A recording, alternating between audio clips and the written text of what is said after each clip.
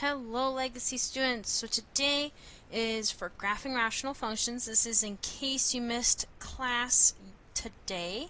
You're going to want some graph paper, 4 little graph paper squares. You're going to want the handout, the Schrader handout that I gave in class.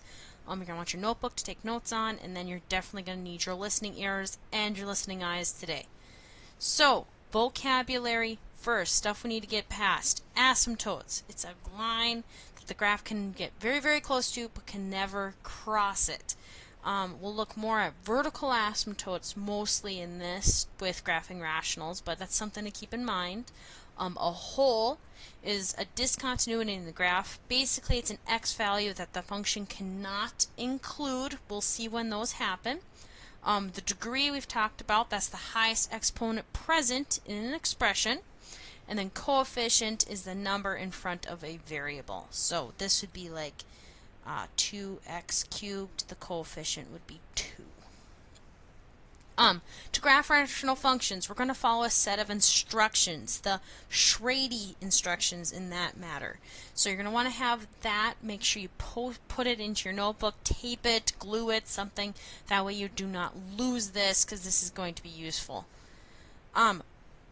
Let's walk through an example of graphing a rational function. So the very first thing you're going to want to do is simplify, aka factor the numerator and denominator if possible. So I'm going to write s here. Actually, this guy does not have any factoring available. So this is going to be the function that we're going to work with. Second thing I need to look at is for any holes. So once I factor, make sure that nothing cancels off. In this case, I have no holes, so there's going to be none there, no discontinuities, nothing causing a hiccup in our x values. Then I'm going to look for my roots. So my roots are the solutions to the top, aka set the numerator equal to 0 and solve. So 2x plus 5 equals 0. I will subtract 5. 2x equals negative 5. X equals negative 5 halves. Now, since this is my roots, aka x-intercepts, I am going to write them as an ordered pair. So negative 5 halves, comma 0. That is one of my roots, which I can basically mark over here. Be negative 2.5. Right here on my dots. There we go. Okay. Let's move on to my asymptotes, the vertical ones. This is the solutions to the bottom, aka what's going to make the denominator equal to 0. So let me set up my a here. So x minus 1 equals 0, so x has to be equal to 1. This is my vertical asymptote. So on where x is 1, I'm going to put a dotted line there. Now, if you need to, for the first couple, I would definitely change color on the asymptote. That way you can see him as you look at it. So I marked him in. Let's move on to my t-squareds. Uh-oh. Ran into some issues here. Let's make a note over here. R is negative 5 halves, comma 0. A is x equals 1. Okay. Do some erasing here. Clean up so we can see t-squared. Now, let's talk a little bit about vocab again. So t-squared is for tangency and togetherness. Ultimately, what you're looking for is multiplicities of 2, aka on the denominator or the numerator, I'm looking for if I would have something squared. So 2x plus 5 squared, that would be tangency. That's a multiplicity of 2, aka there's 2 pieces of the same thing in the numerator or denominator. So if I have stuff in the numerator with squareds or even powers, ultimately you're going to bounce off of that root. So when they get to one of those, I will show you what that's going to look like, but ultimately if I would have gotten negative 5 halves twice, instead of going through that point, I'm actually going to bounce off of it and it's just going to ricochet. Togetherness is when you come from your denominator. That's when you have like x minus 1 squared. Then what's going to happen is when we graph this, they're both either going to go up on the asymptote like that or down on the asymptote. So they're both going to go the same way on both sides of the graph. So in this case, my tangency is none. I don't have any multiplicities on here. E, I think for a lot of students, is the hardest part. They have trouble figuring out the E part. So basically it's going to tell you how is the graph going to look like as we get to the left and to the right. What you're going to want to do is look at the first pieces, first terms, ratio of the first terms. So I got 2x over x. Let's look. Are we equal, aka are the degree of the numerator and denominator equal, or do you have more in the denominator or more in the numerator? So if I look here, they're both x to the first, right? That would mean I am an equal. So I am at equal. So I'm going to do y equals the ratio of the leading coefficients, my horizontal asymptote. That's what HA means. So basically it's going to be a horizontal line instead of my vertical. So my horizontal asymptote will be y equals 2 over 1, because it's the leading coefficients, the numbers in the front. 2 over 1, which is just 2. So at y equals 2, I'm going to have a asymptote along that line as well. Okay. Let's look at our y-intercepts. We found y-intercepts of the other functions, but again, all you're going to do is plug in 0 for x and then solve. So f of x equals 2 times 0 plus 5 over x minus 1. There's a 0 there. So this will be 5 over negative 1. So negative 5 for our y-intercept. Let's put a note in there. Let's put a dot there.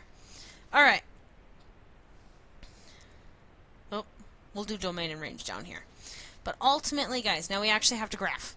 I know that for our end behavior, this is going to tell you what the ends in the left and the right do, which tells me that on the left-hand side, you're going to get very, very close to this line. So either my graph has to do one of these. Either has to come up here and go through like that, or it needs to go like this and go through.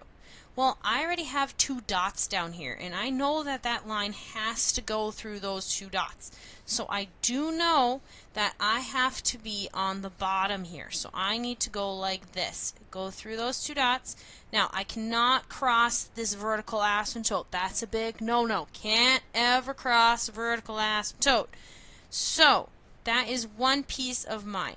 Now, remember, togetherness and tangency, our T came up as none. So I know that this graph cannot do one of these because these are going together. They're pointing, they have the same end behavior at that asymptote. That is not the case on this graph. I know that they have to be going opposite. So this guy's going to negative infinity. This guy's got to be going to positive infinity. So it's got to be going up.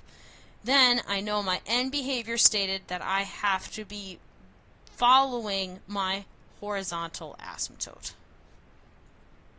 So this, in this case, is my graph. The blue is my graph along with the asymptotes. Now, let's talk about domain and let's talk about your range.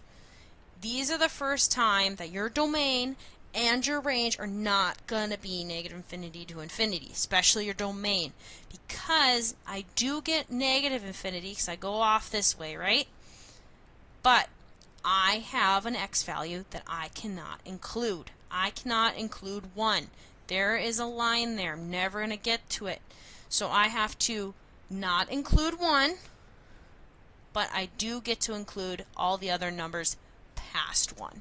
So my domain for this particular rational function is negative infinity to 1 and 1 to infinity. Range. Now, bottom to top. So I am getting all the negatives because I keep going down this way. But I stop at 2, never getting past 2. So just like your domain, it's gonna look like that.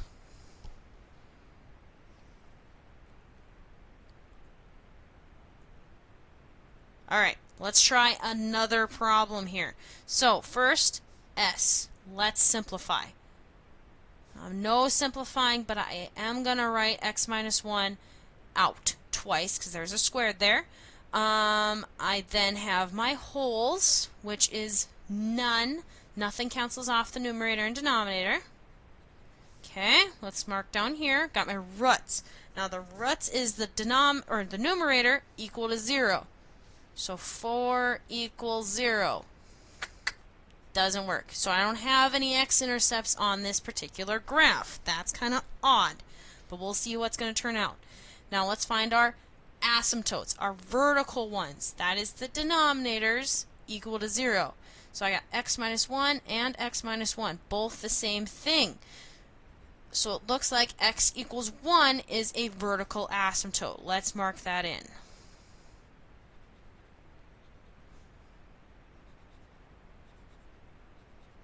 Okay, marked in my vertical asymptote.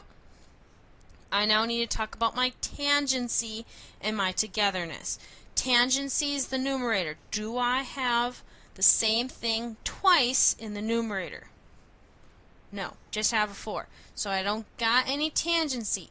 However, togetherness I do. There is 2 of the same thing in the denominator, aka I have a multiplicity of 2 of x negative 1. So what this means is that your sides are going to be together at x equals 1, which means either A, both of my graphs, sides, my end behaviors are both either going to go down or they're both going to go up. We don't know what's going to happen yet because we just need to fill in the rest of our information. Let's figure out our end behavior. What we got here? Numerator, degree 0, because there's no x there. So we got a degree of 0 onto the numerator over, oh, this one's kind of weird. Well, if I would FOIL this out, right, I would get x squared, so I'd have a degree of 2 in the denominator. So I am bottom heavy. I have more in the denominator than I have in the numerator. So if I look on my notes, I know my horizontal asymptote or my end behavior is going to go towards y equals 0.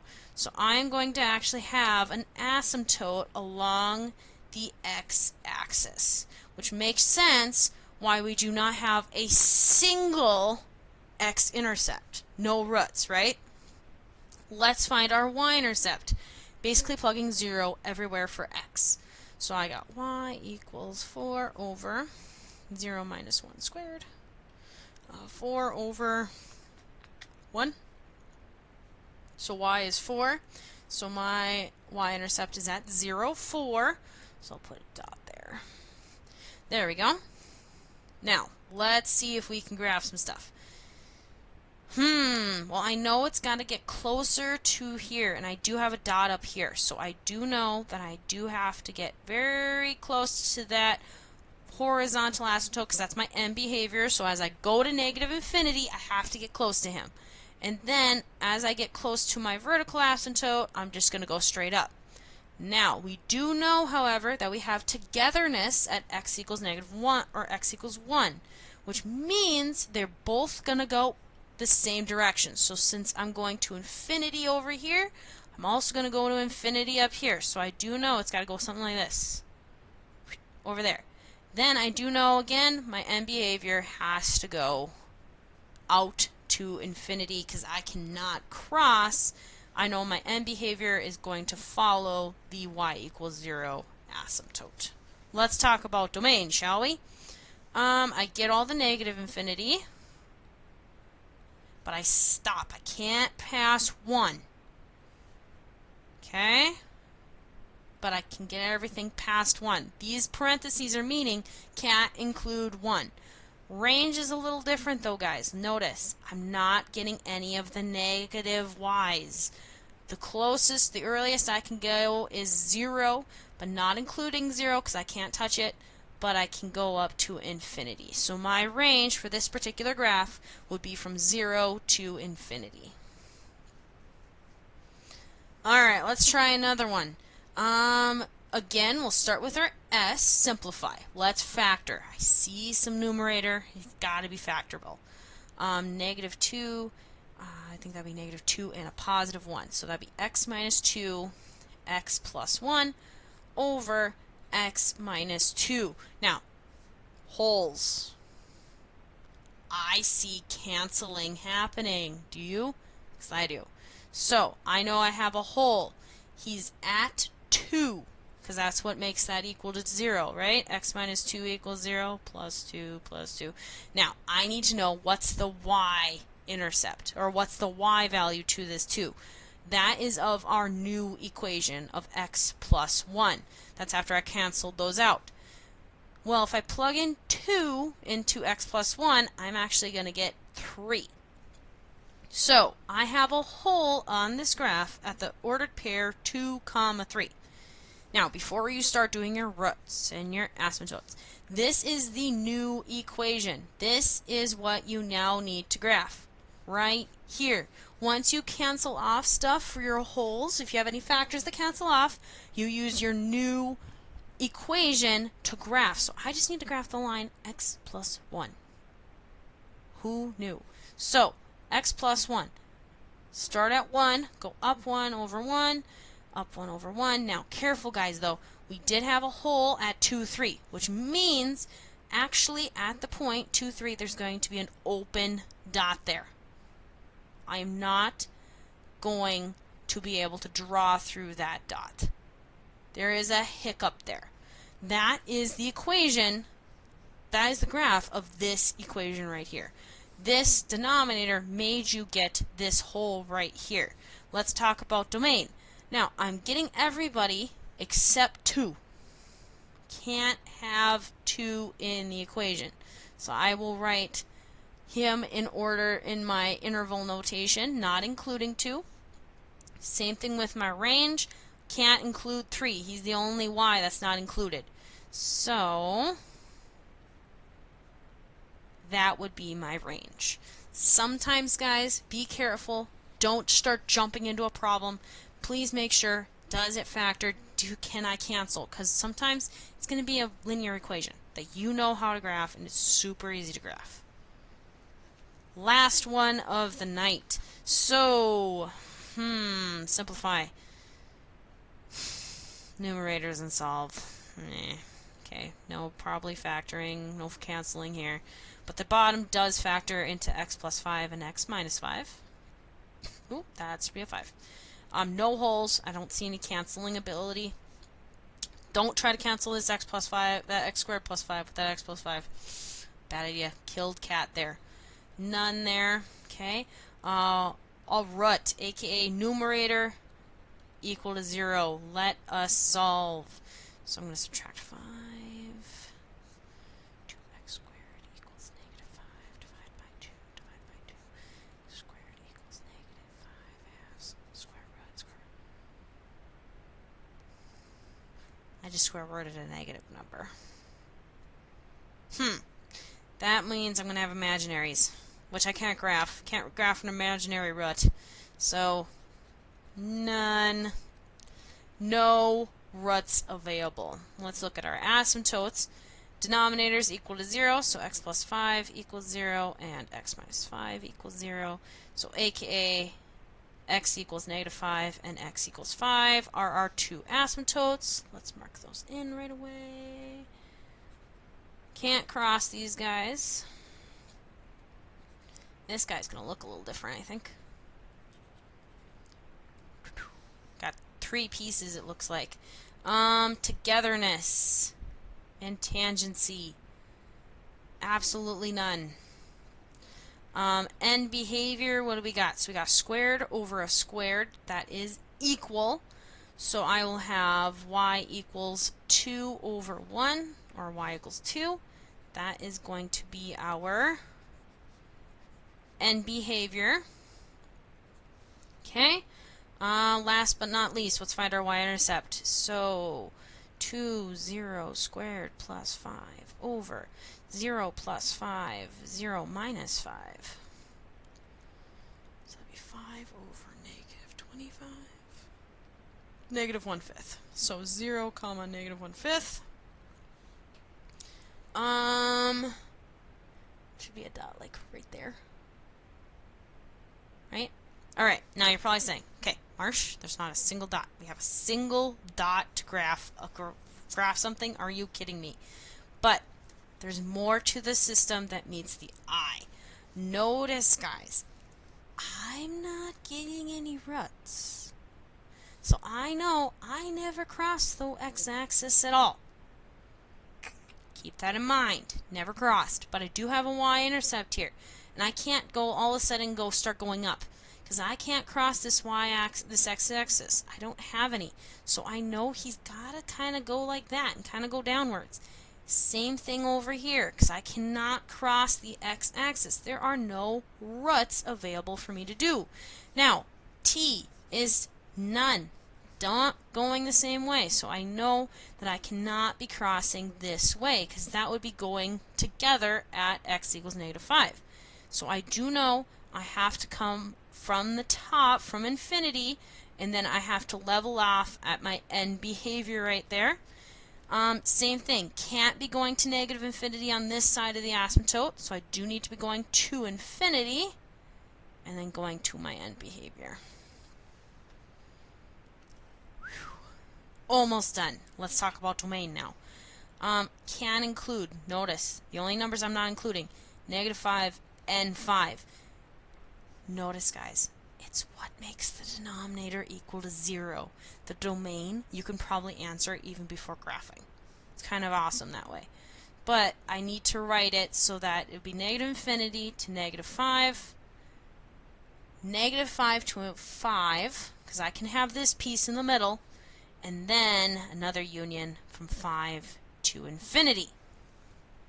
Now, this one's kind of where it gets kind of a little icky.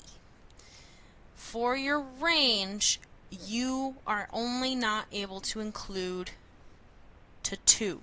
Now notice, guys, you're probably saying, well, Marsh, there is kind of like this missing piece right there. What are we supposed to do with that?